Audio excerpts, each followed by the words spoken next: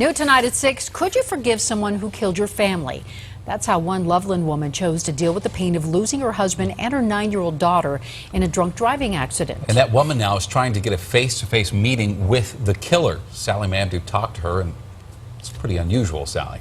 Yeah, it's quite rare. Not only does she want to tell him she forgives him, but she wants to make sure that when he gets out, he never puts another family through her pain. Brittany had cerebral palsy, and she had this very unique voice. How she spoke, and I can still clearly hear her saying the way that she would speak.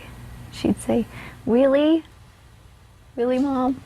A voice and a final hug Jennifer Tracy never forgets. That pain doesn't ever go away. 12 years ago, it was supposed to be a normal trip to the store for her 3 daughters and husband Brian. Brittany, who was behind Brian, asked if she could have one more hug and one more kiss. And so I gave her another hug and a kiss. And 10 minutes later, they were killed.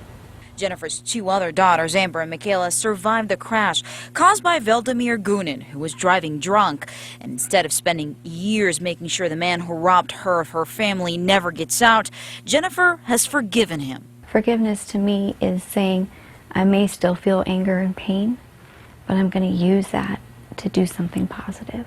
Last year, she came close to sitting down with Gunin, but her request was denied due to her lack of training that the Department of Corrections requires of victims meeting offenders. This year, she's working on getting those requirements, but what she's concerned about the most is Gunin getting his alcohol and substance abuse treatment after being on the waiting list for years.